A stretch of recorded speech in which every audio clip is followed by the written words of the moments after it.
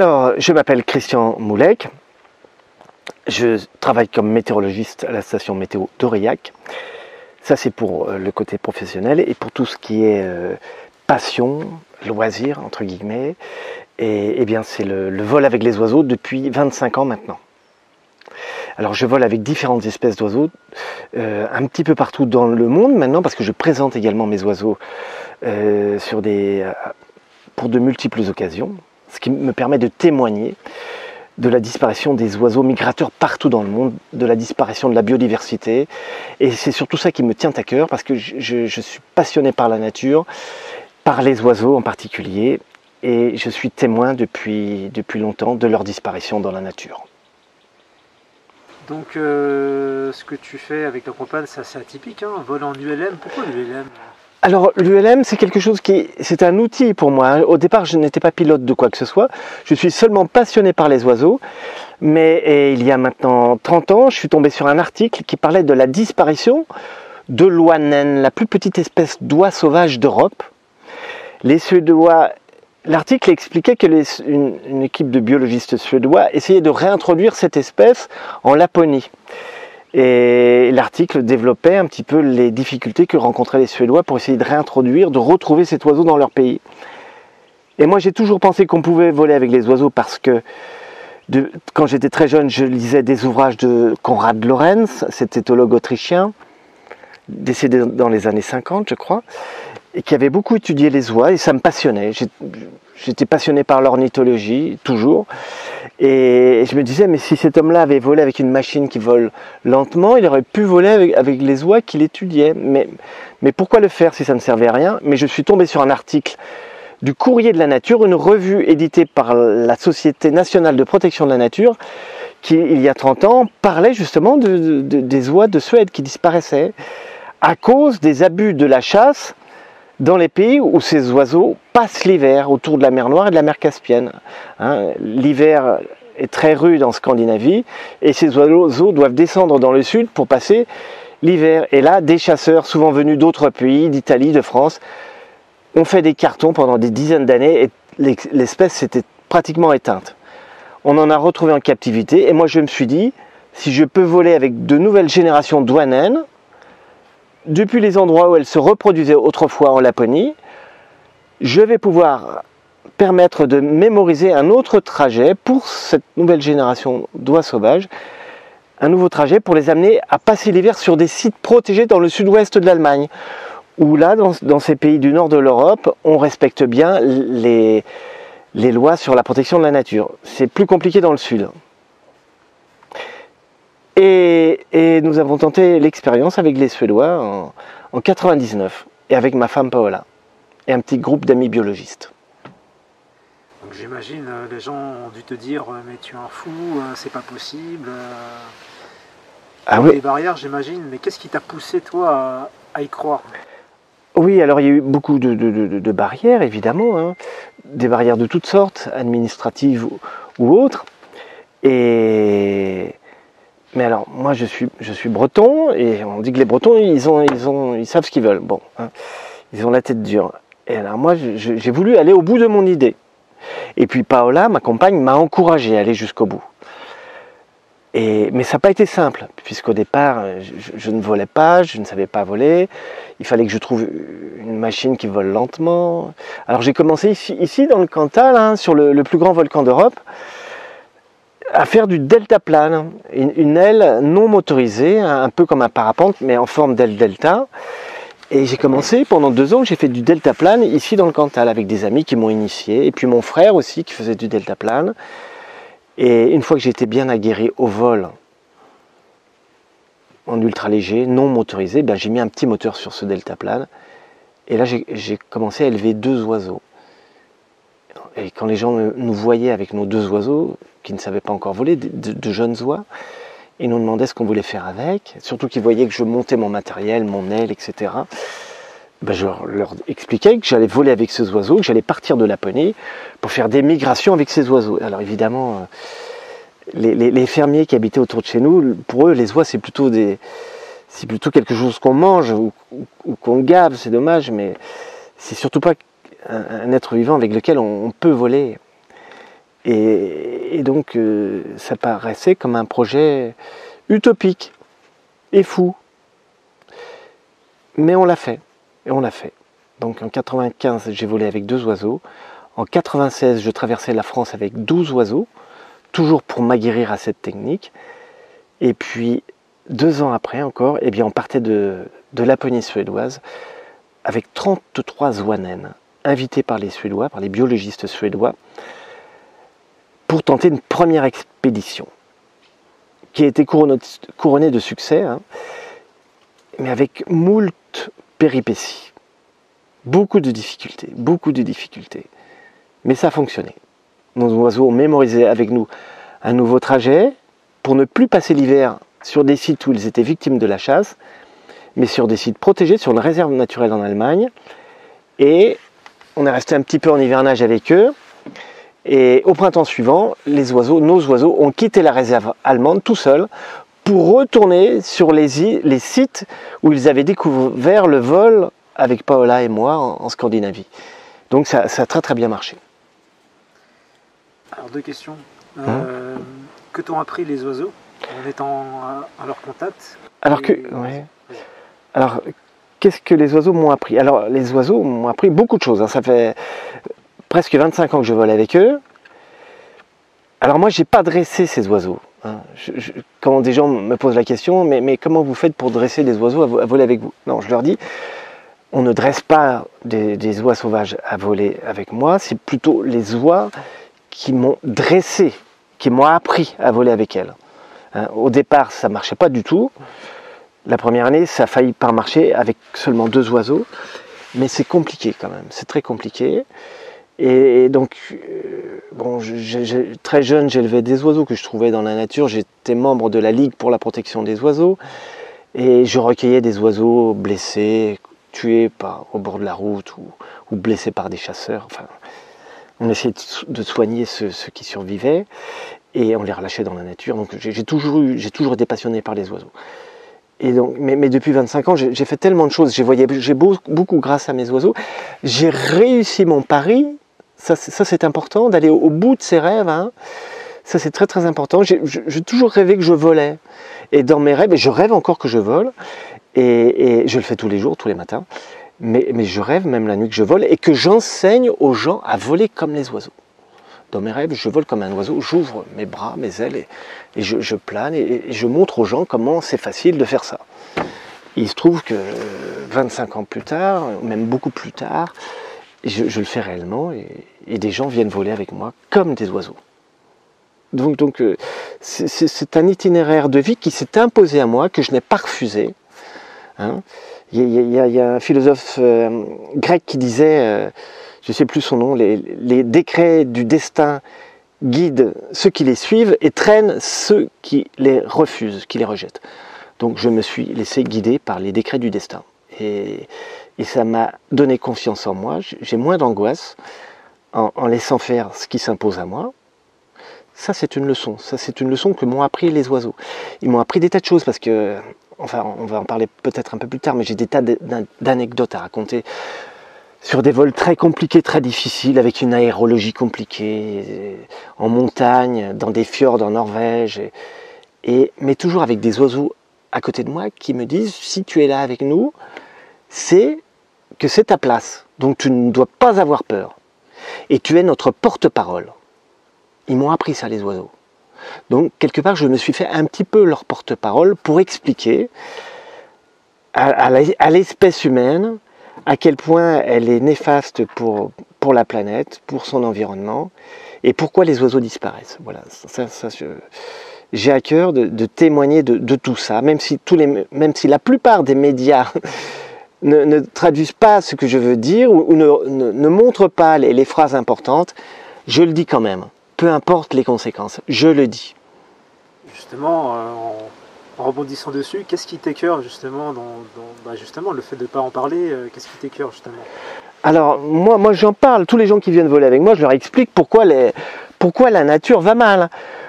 Pourquoi malgré tous les magnifiques documentaires, malgré Internet un peu moins, mais malgré les belles choses qu'on peut voir en télévision, au cinéma, pourquoi, et l'engouement des gens de plus en plus pour le respect de la nature, pour essayer de préserver un petit peu ce qui reste, pourquoi on est toujours plus dans le mur, pourquoi de plus en plus d'espèces disparaissent? Alors ça c'est très simple, ça c'est parce que le logiciel qui organise le massacre de notre environnement, on ne peut pas le changer, il est verrouillé par les outils du capitalisme. Et ça passe pas dans les médias. Pourquoi ça passe pas dans les médias? Parce que les médias mainstream appartiennent à ceux qui ont les leviers du capitalisme. Donc on ne peut pas l'exprimer. Donc à travers Internet, on peut dire la vérité, on trouve de tout sur Internet, mais l'individu lambda peut, à travers tout ce qu'il voit sur Internet, se faire sa propre idée. Alors qu'à travers la télévision, il n'y a qu'une messe qui est dite, hein, qui dit que ah, c'est dommage, les espèces disparaissent, on devrait agir, mais on ne dit pas pourquoi, on n'explique pas comment il faudrait faire. Alors moi je dis comment il faudrait faire. Et c'est très simple. Hein, alors je crois que je peux le dire sur ce média qui est sur Internet pour l'instant. Eh bien c'est parce que ce monde capitaliste, et je le disais tout à l'heure, est verrouillé par des traités, par les règles de l'Organisation mondiale du commerce, ces règles qui sont édictées par les multinationales. Ce sont les multinationales qui, pour gagner toujours plus d'argent, eh bien, permettent de... On va prendre qu'un exemple, le traité sur le Mercosur, hein, qui vient d'être validé cette année par l'Union européenne. Quelle est la conséquence cette année de ce traité? C'est quoi? Eh bien, on n'a jamais vu la forêt amazonienne brûler comme cette année. Parce qu'il faut libérer de l'espace maintenant pour faire des fermes à 10 000 vaches nourries avec des OGM, du soja transgénique, des animaux dopés par des hormones, et qui bouffent donc des céréales OGM, et qui sont entretenus par une poignée d'esclaves qui sont à peine payés.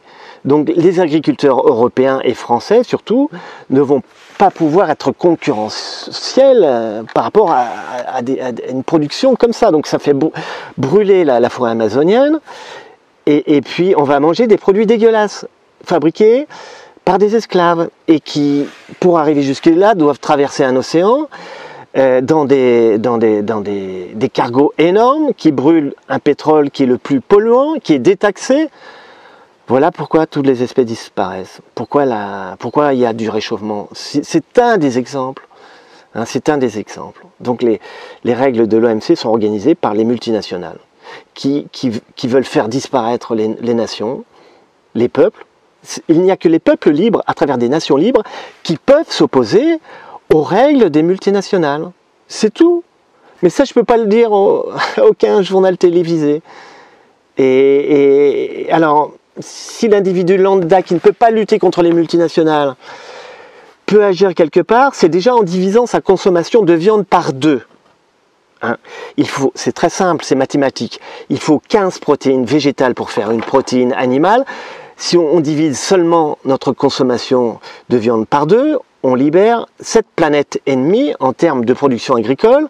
Donc on va, plutôt que de faire des céréales pour nourrir ce bétail qui bouffe des céréales transgéniques, eh bien on va manger des céréales, on va se contenter de manger des céréales, on va pouvoir faire de l'agriculture bio, hein, donc à travers la permaculture par exemple, qui produit beaucoup plus que l'agriculture productiviste, qui est dopée aux pesticides, aux herbicides, qui ont fait disparaître un tiers des populations d'oiseaux en Europe, à cause toujours des leviers de la politique agricole commune de Bruxelles, pour lesquels les nations européennes ne peuvent pas lutter, puisqu'il faut l'unanimité des 28 pays membres pour pouvoir changer le texte d'un traité européen. L'accord de 28 États, de 28 parlements, 56 accords unanimes, c'est mathématique encore une fois, il faut plusieurs milliers de milliards d'années pour trouver une unanimité. Donc on ne peut pas changer ces traités sont verrouillés. Et c'est fait exprès à cause de l'article qui est 48 sur le fonctionnement de l'Union européenne, qui impose l'unanimité pour changer un traité. Voilà. Alors l'individu qui est prisonnier de ce conglomérat de pays, parce que agglutinés ensemble, ces pays ne peuvent plus agir pour l'écologie. Depuis qu'il y a un ministère de l'Environnement en France, Il y a 11 ministres de l'Environnement qui ont démissionné parce qu'ils ne peuvent rien faire. Le capitalisme est l'antithèse de l'écologie, s'opposera toujours à l'écologie, à la protection de la planète, à la protection de notre santé. Donc ce logiciel, il est verrouillé à travers l'Union européenne, à travers les traités qu'on ne peut pas changer, à travers les règles de l'Organisation mondiale du commerce. Donc c'est au peuple d'agir, aux individus. Si les nations ne peuvent pas agir parce qu'elles sont verrouillées, il n'y a plus que les individus qui peuvent agir. C'est-à-dire moi et tout le monde, en divisant sa consommation de viande par 2, ça c'est une chose, et même en divisant par 2, on mange toujours trop de viande. Devenir végétarien, ça ce serait parfait. Et acheter que des produits bio, issus de l'agriculture biologique, la permaculture, dans des AMAP proches de chez soi, manger des produits de saison, même si ça coûte un petit peu plus cher. Il y a 50 ans, les gens dépensaient la moitié de leur budget dans la nourriture. Maintenant, c'est entre 5 et 10% seulement. Et le reste, on l'utilise pour se déplacer en bagnole, pour aller travailler très loin, pour acheter des médicaments, parce qu'on bouffe des produits empoisonnés par les pesticides et les herbicides. Donc, et puis on achète des écrans de télévision qui disent tous la même messe au journal de 20 heures. Donc il faut arrêter d'acheter des conneries, d'écouter des mensonges à la télévision, et puis essayer de vivre sainement. Et puis moi, mon plaisir, je me nourris de la biodiversité autour de chez nous. On recrée on a une petite ferme dans le Cantal. Il y a encore une belle nature, mais qui disparaît. Je vois chaque année, je compte les espèces d'oiseaux qui disparaissent chaque année, malgré tout ici dans le Cantal. Alors, on essaye de les maintenir, nous, en créant des biotopes, des mares, des étangs, en laissant les arbres morts, des choses comme ça. On ne se chauffe qu'au bois, au solaire. On a une éolienne. On a maintenant une maison à bilan positif. Et moi, je me promène dans la nature avec des jumelles, et tous les matins, où je vole avec les oiseaux, où je compte les belles espèces qu'on voit encore ici, et ça me nourrit pour la journée. Et ça m'apporte, ça nourrit mon besoin spirituel. À travers les écrans, vous éteignez, vous annihilez l'alimentation de votre besoin spirituel. Et ça intéresse le capitalisme, que les gens ne puissent plus nourrir ce besoin de spiritualité. Alors les gens vont pallier ce manque en achetant encore plus de choses qui servent à rien. Et ceux qui ont les leviers du capitalisme se frottent les mains. Vous comprenez? Il n'y a plus de nations, il n'y a plus de peuples libres qui peuvent s'opposer au traité de l'Organisation mondiale du commerce. En tout cas en Europe c'est foutu. Il y a encore quelques pays libres qui peuvent prendre des mesures de protectionnisme économique, parce que ce sont encore des démocraties, mais en Europe on ne peut plus le faire. Donc c'est à l'individu d'agir. Et essayer d'accueillir, d'être à l'écoute de ses besoins spirituels. L'être humain, c'est un être vivant qui est fait de composés chimiques, d'atomes, et aussi qui a un esprit, quoi. On a besoin de nourrir cet esprit. C'est vital. C'est vital pour l'individu et c'est vital pour l'espèce humaine. Donc il faut absolument... Alors moi, à travers les gens qui viennent voler avec mes oiseaux, j'ai découvert que je leur apportais une thérapie quelque part. Et il y en a même qui disent que ça devrait être remboursé par la sécurité sociale. Il y en a qui viennent faire un petit vol tous les ans pour se ressourcer. Et moi j'ai découvert que c'était une bonne drogue, quoi, pour moi. D'abord de pouvoir communiquer ma passion, et puis ces oiseaux qui vous parlent en vol. Vous êtes dans l'unité du vol. Vous êtes dans la formation d'un vol d'oiseaux migrateurs. Donc j'en ai discuté avec des psychiatres, des scientifiques. C'est une espèce de thérapie quantique. Je ne saurais pas l'expliquer, mais ça fait du bien, quoi. Et puis les gens ressortent d'une expérience comme ça en souhaitant agir. Et je me sens un petit peu utile. Si je n'agissais pas, si je ne brassais pas de l'air avec mon hélice et avec mes oiseaux, je ne me sentirais pas bien. Et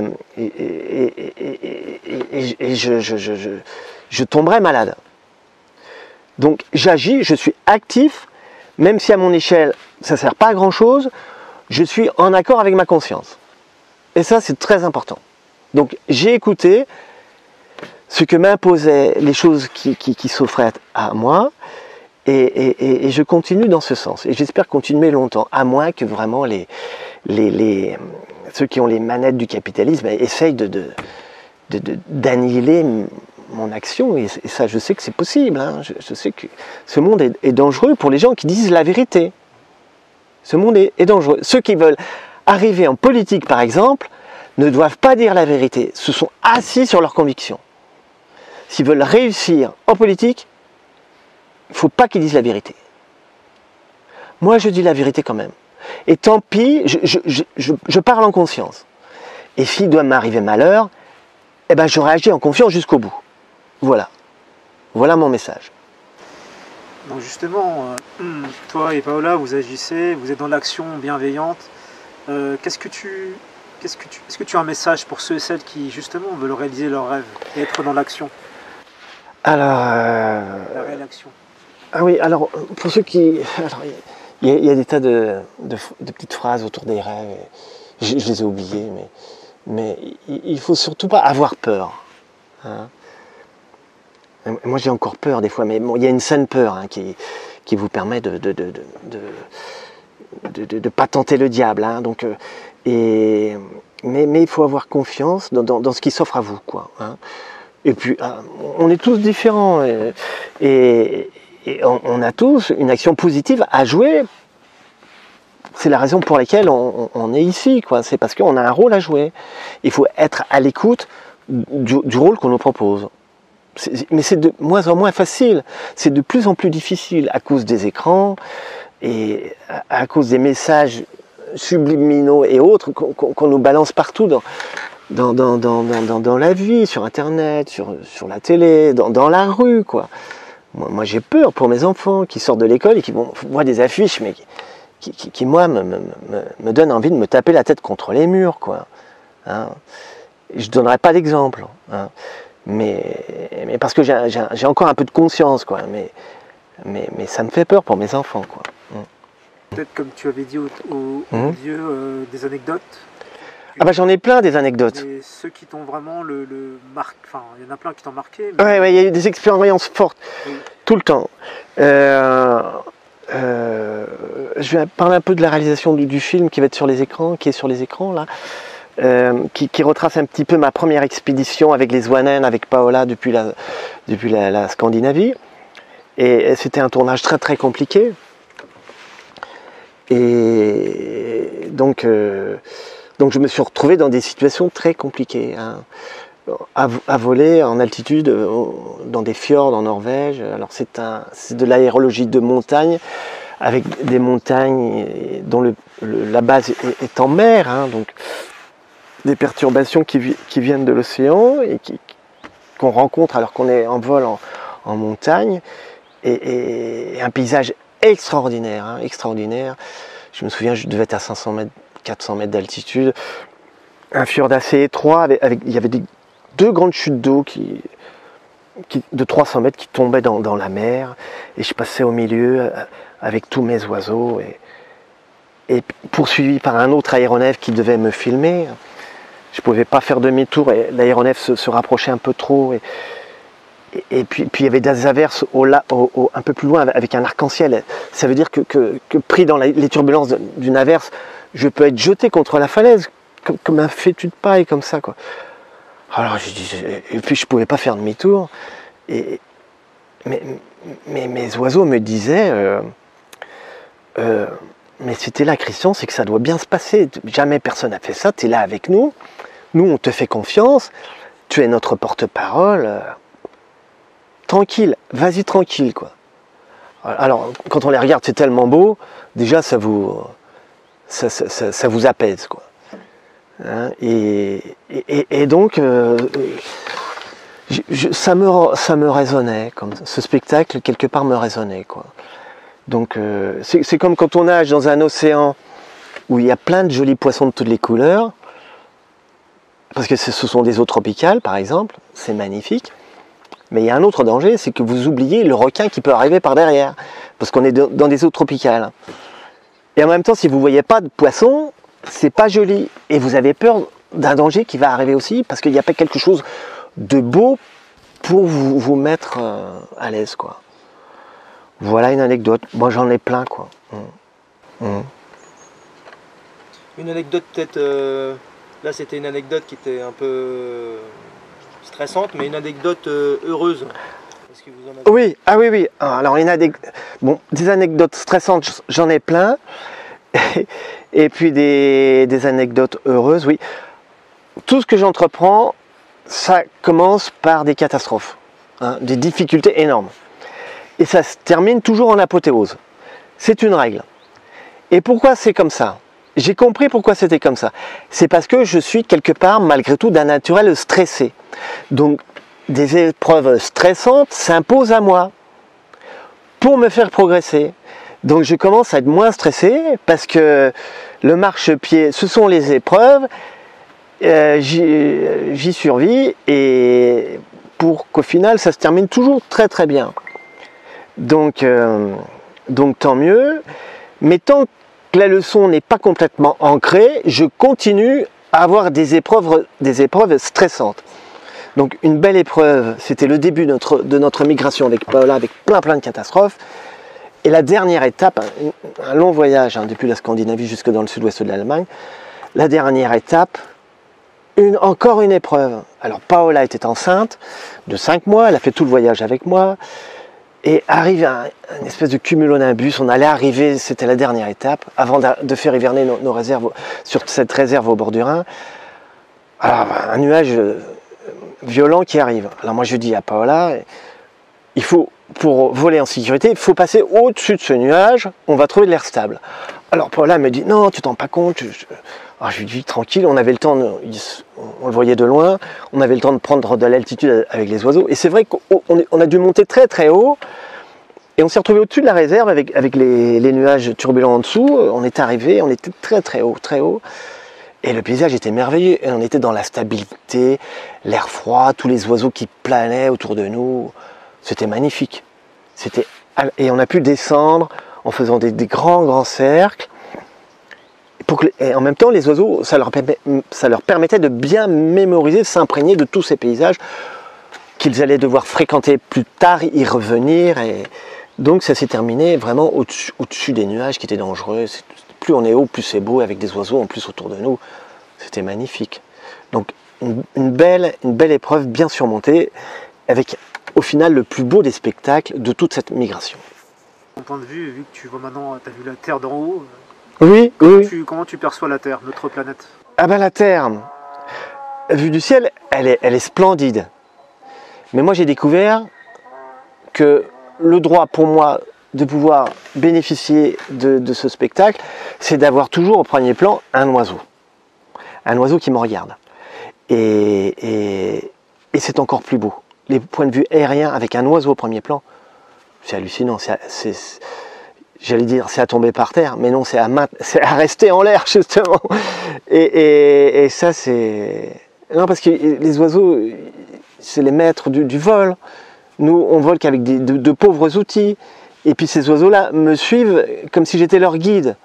Alors c'est une responsabilité. Et ces anges du ciel, hein, qui sont des créatures merveilleuses, miraculeuses, et bien ces oiseaux me considèrent comme un guide. C'est hallucinant. Moi qui suis misérable. Et donc ça, il faut leur rendre l'appareil. Hein. Ça c'est obligatoire. Donc si quelque part il peut y avoir un film qui va toucher un petit peu les gens, pour le grand public, toujours, on ne peut pas passer un message qui va servir, qui va être très efficace. On va faire plaisir aux gens, et puis quelque part, il y en a qui vont retenir quelque chose d'utile, quoi. Hein, s'il y en a un petit pourcentage, j'aurais amené ma pierre à l'édifice. J'aurais transporté, comme le colibri, la petite goutte d'eau qui va éteindre l'incendie. Hein. C'est Pierre Rabhi qui parle du colibri, hein, en disant que si chacun transporte sa goutte d'eau pour éteindre un incendie de la forêt, eh bien, chacun fait sa tâche et tous les incendies sont éteints. Voilà. Alors, je suis Paola Moulek. Je suis donc à la tête de l'entreprise Voler avec les oiseaux, avec mon époux Christian Moulec. Alors, à l'origine, c'est une idée de Christian. Christian est tombé dans les oiseaux quand il était petit. Et donc, il m'a dit un jour, moi, je vais voler avec les oiseaux pour sauver une espèce en voie de disparition. Et alors, je me suis embarquée complètement dans son rêve. Ce que j'ai appris de moi-même, c'est que je pouvais me donner corps et âme pour une mission, pour des animaux. Alors, il faut imaginer qu'à l'origine, on vivait 24 heures sur 24 avec nos animaux pour comprendre comment ils pensaient, comment ils vivaient, et parce qu'on était aussi leurs parents adoptifs. Ah oui, bien sûr. Alors donc, effectivement, quand on vit avec des animaux, et surtout dans la découverte, il y a beaucoup de séquences émotions. Donc, la première grande émotion, alors c'est juste quand on a ce qu'on appelle mirer les œufs. Quand on mire les œufs, en fait, c'est une sorte d'échographie. Et que quand on a vu la transparence de l'œuf qui se développait, j'ai vu la vie qui a commencé à battre. Ça m'a bouleversée. Et c'est la première émotion. Ensuite, je dois dire que tout n'était qu'émerveillement. C'est lorsque les canards et les oies naissent, la première chose qu'ils voient, ils les appellent papa, maman. Enfin, ils disent pas papa, maman, mais ils le disent en langage oiseau. Et alors, ils sont juste à peu près gros comme ça. C'est une boule d'amour, de duvet, et ils vous regardent et ils ont toute la confiance en vous.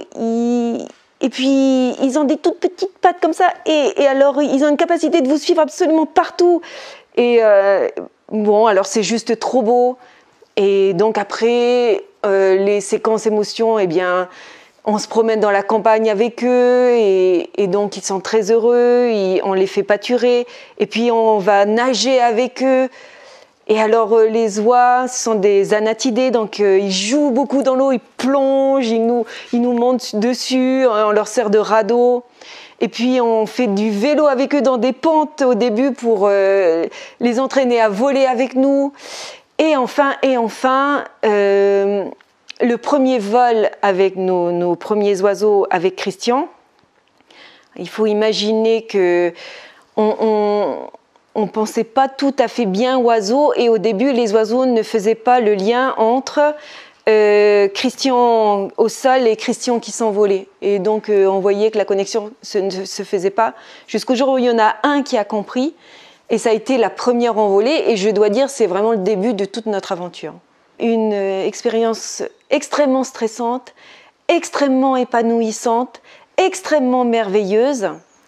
C'était notre dernière étape de migration avec les oies naines. Donc j'étais en vol avec Christian pilotait, moi j'étais à l'avant et on avait nos 30 oiseaux de chaque côté. Et on vole et on se retrouve devant un mur. Il faut imaginer que vous volez et vous avez un mur de nuages, c'est-à-dire une masse grise. Et on ne peut pas la traverser, c'est du vol à vue. Et les oiseaux ne veulent pas non plus la traverser. Et Christian me dit, on va passer par-dessus. Mais passer par-dessus, ça sous-entendait être à une certaine altitude. Et il fallait quand même traverser une partie de couche de nuages, c'est-à-dire entre des nuages, il fallait traverser. Alors bien sûr, moi j'ai dit mais non, on atterrit tout de suite. Et Christian me dit si, on va y aller. Bon, c'était lui qui pilotait. On y est allé. Et je dois dire qu'on était au-dessus des nuages. Vous avez voyagé, vous savez ce que c'est. Mais là, vous êtes dans un ULM, hein, vous avez tous les éléments avec vous. On était au-dessus des nuages, on était juste dans une mer de coton avec nos 30 oiseaux. Et en plein soleil, vous étiez à peu près au paradis. En dehors du fait qu'il faisait extrêmement froid. Et on arrive au bout de la couche de nuages et on voit nos amis allemands qui avait fait un grand X sur un terrain et qui avait des grands draps et des mouchoirs pour nous dire « Oh, on est là, on est là, on est là !» Et c'était l'apothéose, c'était juste extraordinaire. On sortait de notre mer de nuages qui était juste un paradis et on tombe vraiment comme ça. On les voit là et c'était l'apothéose. On arrivait vraiment, c'était extraordinaire. C'était bon, alors c'était un cadeau du ciel, c'était merveilleux. Et extrêmement stressant parce qu'il a fallu passer cette couche de nuages, c'était très élevé. Voilà.